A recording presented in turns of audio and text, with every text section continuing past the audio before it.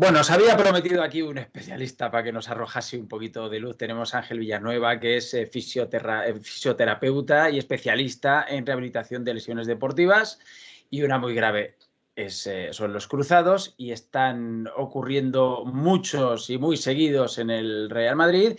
Y esa explicación, espero que nos acerquemos algo a la solución, la vamos a tener. Ángel, que muchas gracias por atender mi llamada, además en domingo, y mañana te vas de vacaciones, tío, estás haciendo un gran esfuerzo aquí por la gente que nos va a escuchar. Nada, encantado de tenerte aquí en el canal. Nada, es un placer, Miguel.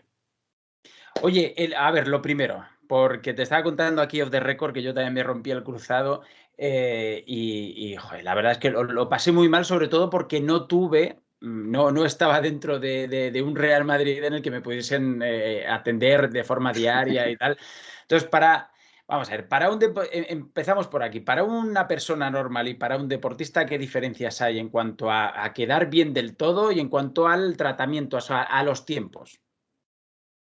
Al final, yo creo que los tiempos hay que respetarlos, tanto para un paciente normal como para un deportista, y deberían de ser más o menos similares. Es cierto que un deportista, ya sea futbolista o deportista amateur, va a presentar unas condiciones físicas previas mejores que otra persona que tenga una vida sedentaria. Ahí es donde va a estar un poco la clave.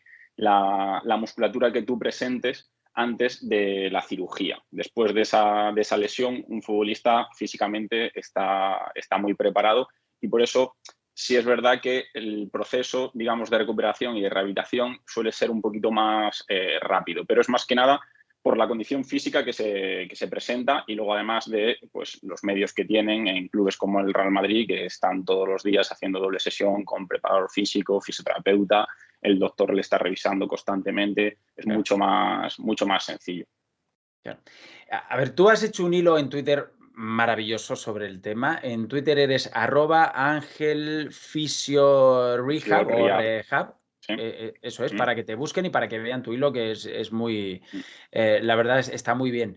Eh, yo el otro día decía en mi canal que hablaba de mi experiencia personal de cuando me lo rompí, que yo días antes me notaba como un poco sobrecargado, un poquito muscularmente, como diciendo, uy, a ver si me voy a lesionar, ¿no? Aparte, yo ya tenía una edad, prácticamente yo ahora tengo 46, casi voy a cumplir, y me lo rompí con 38, con 38, 39, o sea, imagínate.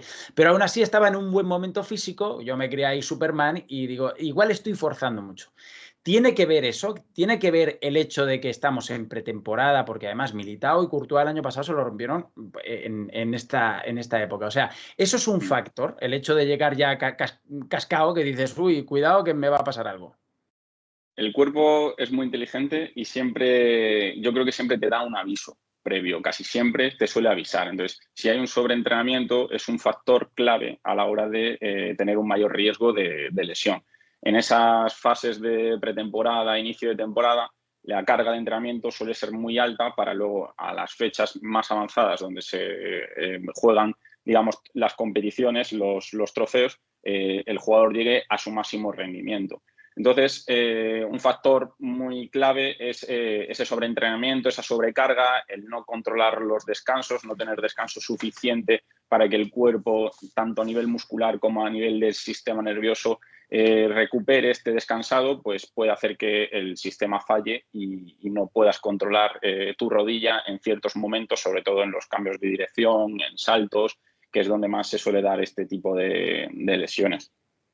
Vale, porque, a ver, César Palacios, el chaval de la cantera, el otro día en Estados Unidos, nada, a los 4 o 5 minutos de haber saltado al campo. Este chico, Joan Martínez, también, o sea, coincide en ellos, por ver factores comunes, ¿no? El hecho de que Mm. son muy jóvenes, han estado seguramente expuestos a una presión, eso causa un estrés. Tú eres joven y vas a la pretemporada y tienes ahí a la Vinicius y no sé qué, eso causa un estrés también psicológico que imagino que está todo relacionado. ¿Puede haber algo de eso también en que los chicos hayan estado como demasiado, aparte de la carga física de Pintus, que tiene que ser potente, pero no tiene que ser una razón por la cual uno luego se lesione el cruzado, se rompa el cruzado, pero el tema de la cabeza, la presión, el estrés, ¿todo eso ha podido influir en ellos? Cada lesión del ligamento cruzado anterior hay que valorarla individualmente y de forma personalizada, porque no hay ningún caso igual al anterior. Entonces, en el caso de estos dos chicos, como me comentas, lo que es el estrés mediático, el estrés psicológico, son factores muy relevantes, muy importantes, que le han podido afectar durante la pretemporada en Estados Unidos. Tú imagínate ser un chaval de 16, 17, 18 años que te suben a entrenar, a ir a hacer la pretemporada con el primer equipo. Cómo duermes la noche antes del entrenamiento, cómo duermes antes de la noche de tu debut. Estás mirando redes sociales, lo que habla la gente. Toda esa presión te acaba generando una fatiga que al final luego tu cuerpo no responde o acaba afectándole en esos momentos donde se produce la lesión. Insisto, es un factor más de todos los que hay, pero en estos casos yo creo que son evidentes. Vale, me dices, exceso de carga, de carga física puede ser un factor. Lo del tema de la fatiga también puede ser un factor. Hay que analizarlo individualmente porque naturalmente pues una lesión así es un giro, o sea, cada lesión y cada persona es un mundo y cada giro es un mundo y Exactamente. cada musculatura es un mundo. ¿Pueden ser factores acumulativos? O sea, podemos hablar de factores acumulativos para generar un caldo de cultivo en el que es más fácil romperse el cruzado. Exactamente.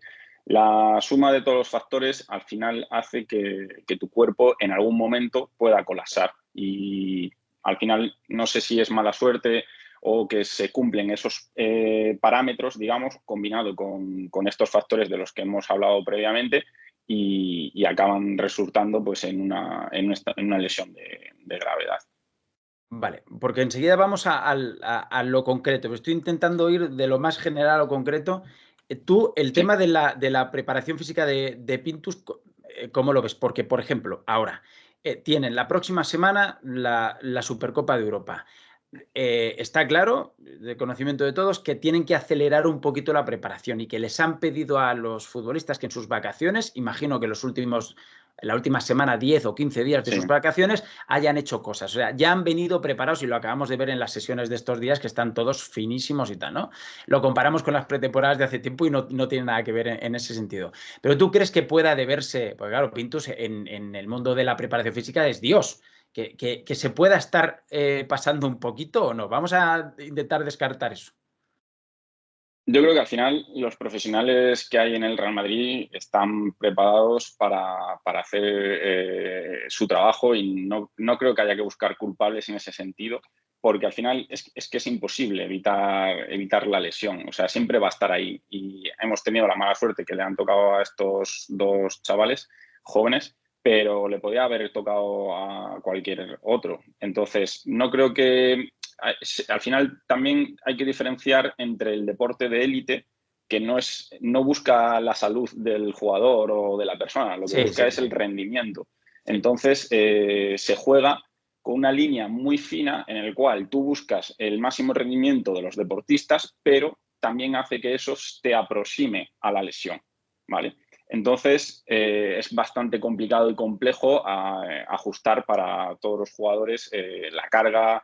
Y a pesar de que lo hacen y lo controlan y cada vez tenemos más información sobre este tipo de lesiones, los medios cada vez son mejores, pero es que desde la última década las lesiones del ligamento cruzado anterior han ido aumentando cada año. Entonces, hay otros factores que influyen como pues, el número de partidos.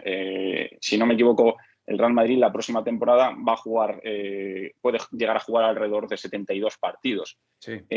Dime tú, ¿cómo hacemos para meter un entrenamiento bien estructurado entre partidos cuando vas a jugar cada 3-4 días? Es imposible.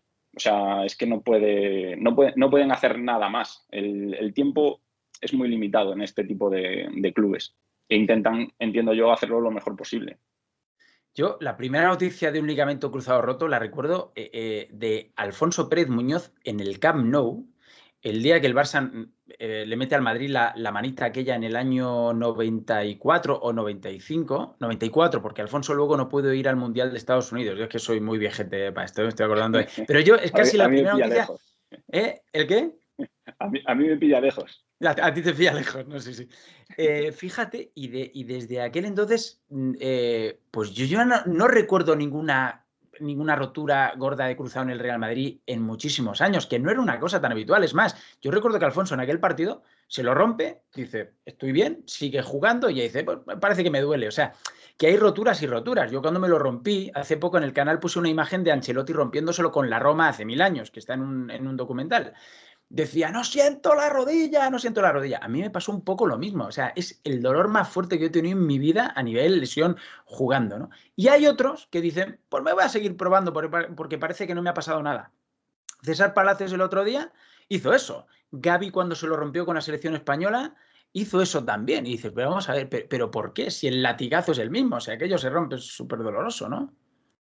Sí, mira, yo ahora mismo estoy rehabilitando entre 9 y 10 pacientes del cruzado y te podría decir que ninguno se parece al otro. O sea, Fíjate. todos son completamente diferentes. Y yo les pregunto siempre al principio, en las primeras sesiones, un poco su experiencia de cómo fue el mecanismo de lesión, porque para hacer la rehabilitación o yo saber cómo va a ir evolucionando esa persona, es muy interesante cómo ha respondido tu cuerpo ante la lesión, cómo el sistema nervioso central responde ante una afectación en tu rodilla, ¿no? Ahí tengo gente que te dice que no siente nada, tengo gente que ni siquiera le han hecho resonancias y han estado años con el ligamento cruzado anterior y han Wow, seguido haciendo deporte, ¿vale? wow. Y luego hay gente que no puede ni apoyar el pie, muchas veces hay un aumento de la kinesofobia, que es el miedo al movimiento, entonces sobreproteges la rodilla. Hay gente que se le inflama mucho, que sangra mucho la rodilla, saca mucho líquido sinovial, entonces se inflama, hay mucha limitación, tanto en la flexión como en la extensión. Entonces, cada persona te podría decir que es un mundo. Y lo tenemos, el ejemplo es en el Real Madrid. Courtois, Militao, Álava. Evoluciones diferentes, comportamientos diferentes. Correcto. Courtois, a través de una descompensación muscular, acabó teniendo luego una lesión secundaria en el menisco de la rodilla contralateral. Militao parece que todo ha ido bastante bien. Álava vemos que ahora un poco los pasos van un poco más lentos porque habrá tenido algún problema durante la recuperación o en la cirugía. Entonces, como te digo, cada persona es un mundo, cada lesión es un mundo. El diagnóstico es el mismo. Lesión de cruzado aislada o con afectación de meniscos y de cartílago. Pero no he visto, a día de hoy, no he visto dos casos iguales.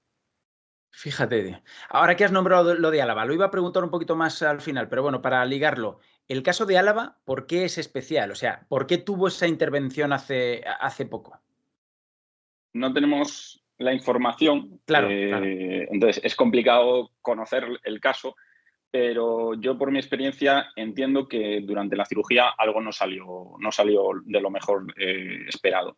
Entonces, cuando se opera, al mes, 2 meses, ya te vas dando cuenta si la cosa va bien o no, cómo va progresando su evolución. Entonces, yo creo que ahí se dieron cuenta de que algo fallaba, algo no estaba yendo bien, el jugador no sentiría bien sus rodillas, tendría algún tipo de dolor, pero es que puede, por ejemplo, Neymar también vimos que su evolución fue muy lenta. Entonces, puede haber que la rodilla se inflame mucho, que genere una fibrosis y haya que volver a operar bajo artroscopia y que haya que quitar ese tejido fibrótico para que la rodilla vuelva otra vez a funcionar bien. No te suele ralentizar mucho ese tipo de casos y otros lo que ocurre es que la cirugía no siempre es la misma. Cada cirujano tiene su técnica, es muy bueno haciendo su técnica y hay muchas variables a nivel técnico a la hora de operar, entonces puede que en este caso los anclajes o algo de la cirugía no estuviese bien, le estuviese generando algún tipo de inflamación o de dolor al jugador y eso está haciendo que la evolución esté yendo bastante más lenta. Acabará volviendo a jugar, pero claro, no es lo mismo volver a los 9, 10 meses que a lo mejor esperar al año o más. No tenemos información como para saber exactamente qué es lo que está ocurriendo. Pero son cosas, insisto, que pueden suceder. Yo siempre lo hablo con mis pacientes antes de empezar la rehabilitación. Les digo, puede que haya altibajos, puede que haya momentos en que algo falle durante la rehabilitación, durante la recuperación, durante la cirugía incluso, y que yo no pueda hacer nada, que no está en mis manos. Claro. Pero es un porcentaje pequeño, un 5, un 10, un 15% que puede suceder y es bueno, creo yo, educar al paciente y comentarle que eso está ahí para que cuando suceda el deportista o el paciente diga, vale, me han avisado de que esto puede ser normal, vamos a intentar ver cómo lo manejamos ahora, ¿no? Me estoy acercando a una pregunta clave en la que te voy a poner ahí un poquito a prueba a ver qué dices. Pero antes, ya que has comentado el tema de la operación, claro, hay que, para gente que no lo sepa o no lo haya sufrido nunca, es que es una operación muy compleja, es que es muy compleja la rotura del cruzado, porque es el único que, el lateral, el ligamento lateral de la rodilla, vamos a ver, corrígeme si me equivoco, igual estoy diciendo una chorrada, pero el cuerpo lo regenera, el cuerpo, el mismo cuerpo lo cura, ¿cierto? Vale. Pero el cruzado posterior o anterior, eso está ahí en un enclave en el que o metes ahí, bueno, bisturí hace tiempo, ahora es con una pequeña artroscopia se hace. Por eso es tan complejo. Es tan complejo como el hecho de que, por ejemplo, a mí, que cuando se lo cuento a mucha gente le da un poquito de cosa, a mí me pusieron el ligamento de un cadáver. Pero también se puede elegir otra cosa, ¿no? Que es que te saquen parte de Sí. un tendón, ¿no? Sí, hay muchos tipos de cirugía y cada cirugía tiene sus cosas buenas o sus cosas malas. En el caso de los cadáveres, el injerto externo no es el más recomendable y sobre todo Vaya. en deportistas. No se suele utilizar. Es verdad, yo por ejemplo ahora mismo tengo dos y responden muy bien, la rehabilitación va muy rápida y porque al final no te están quitando de otra parte de tu cuerpo, no te están Claro. haciendo otra lesión, no te están dañando otra estructura.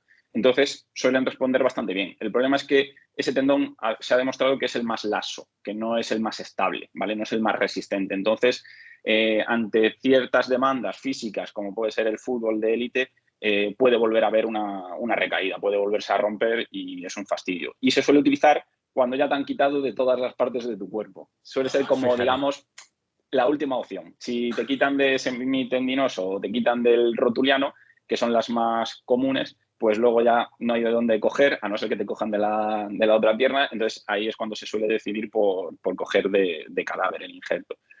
Luego, como he mencionado, tenemos la parte del HTH que cogen del tendón rotuliano. Para mí es el más resistente y el mejor para el tema de fútbol. Y últimamente estoy viendo mucho que se hace un refuerzo que se llama el refuerzo del EMER, que lo que hace es mejorar un poco el refuerzo hacia la rotación tibial en la articulación de la rodilla. Y desde luego yo ese tipo de cirugías para mí están evolucionando muy bien en clínica y presentan mucha resistencia, como que el riesgo de recaída parece que puede ser menor que en el otro tipo de cirugías. Ok, y importantísimo, desde luego, no romperse el menisco al mismo tiempo porque eso complica todo. Se está diciendo que Joan Martínez, al no haberse, o sea, que ha sido una rotura más o menos limpia en ese sentido, que no tiene el menisco Mm. roto, y eso siempre acelera un poquito la recuperación, ¿no? Exactamente. El O caso no de la Neymar, por complica. ejemplo, exactamente. Al final los tiempos son parecidos porque el menisco, al final, una cirugía de menisco pueden ser entre 2 o 3 meses, dependiendo de si hay menisectomía, si es una limpieza o una sutura meniscal, ¿vale? La sutura sí que retrasa más el proceso porque tienes que respetar, digamos, esa cirugía para que no se rompa durante la rehabilitación.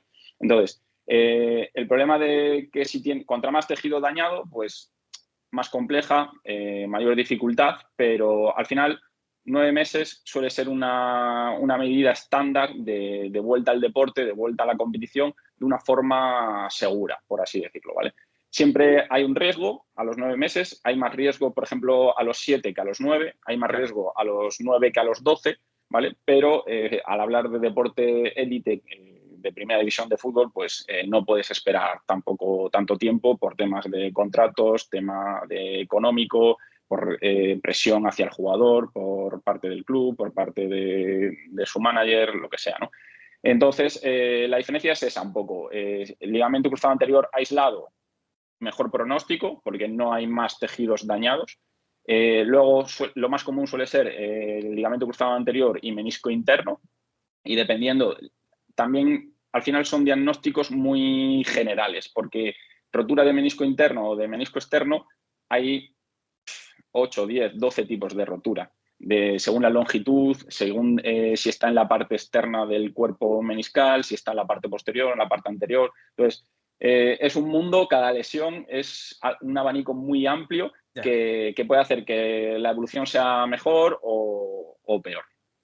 El hecho de que le haya pasado, dos preguntas ya, el hecho de que le haya pasado a Joan Martínez, un chaval con 16 años, siempre se dice aquello de tu rodilla no va a ser la misma, la mía no es la misma, pero más o menos me acerqué un poquito a lo de antes, pero claro, a mí es que me ocurrió ya súper tarde, en una edad en la que ya los futbolistas pues ya no están, salvo un loco como Pepe, Cristiano o Modric, ya no están compitiendo. Pero este chico volverá, o sea, ¿se llega a la recuperación 100% absoluta o no? Y luego, por contrapartida, lo de Álava, porque hay mucho miedo en pensar que, claro, Álava, dices, va a recuperar con esa edad ya el nivel que tenía. Nunca, después de una lesión de este tipo, de esta gravedad, nunca vas a volver al 100%, ¿vale? Te explico por qué. Al final, si tú no tienes ninguna lesión, ahí va a estar tu 100%. Ahí es donde tú vas a poder alcanzar tu techo, ¿vale? Siempre que tienes una lesión, pues al final lo que te cambian no es igual que el tejido natural. Entonces, nunca vas a estar mejor. Claro. ¿Qué puede ocurrir? Sí que puedes volver mejor, ¿vale? ¿Por qué? Porque puede ser que otros factores no los estés llevando a cabo al 100%, ¿vale? Puede que este chico, a lo mejor, me lo invento, no lo desconozco completamente el contexto suyo, pero puede que a lo mejor a nivel dietético pues no estuviese llevando un buen plan nutricional, Vale. o no esté descansando lo suficiente, o a nivel de preparación física no le esté dando el 100%, ¿no? Entonces, este tipo de lesiones te cambia el chip, ¿vale? Te hace mentalizarte y volver con mucha más fuerza que antes. Entonces, si el chico no estaba en su 100% de máximo rendimiento y estaba al 80% por este tipo de factores que hemos hablado, si ahora se centra y es capaz de recuperarse bien y mejorar estos hábitos o estos factores también, a largo plazo puede que vuelva al 90%, al 95%, al 98%, pero ya va a volver mejor que como estaba antes, ¿vale? Es un poco lo que yo suelo hablar con mis pacientes. Y lo hemos visto en casos de gente que se ha lesionado el cruzado y a lo mejor al año y medio, 2 años, ha aumentado su rendimiento. Como recuerdo un poco el caso de Asensio, que sí que sufrió la lesión del ligamento cruzado anterior y tuvo una época que a partir del año y medio, de los 12 meses, 24 meses, 2 años, estaba otra vez a un rendimiento pleno. Y estoy seguro de que llegó a ese rendimiento porque mejoró otros hábitos que no estaba haciendo al 100%, seguramente.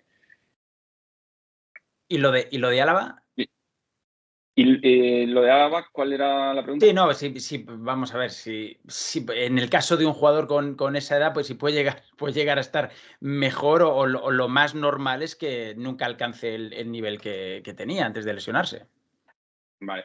Ahí es más complicado porque al ser menos joven, la recuperación, la condición física, es complicado recuperarla. Pero es cierto que Álava es un deportista muy profesional que estoy seguro que está dando el 100% en su rehabilitación, en su recuperación.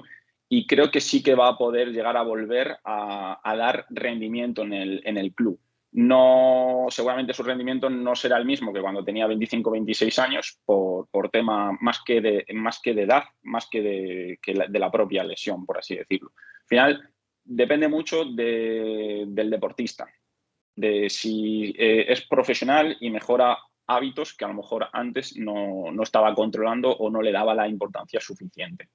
Claro. Bueno, hay casos de futbolistas que luego fueron mejores después de haberse. Xavi, el del Barça, tuvo su pick en su carrera después de haberse lesionado el cruzado.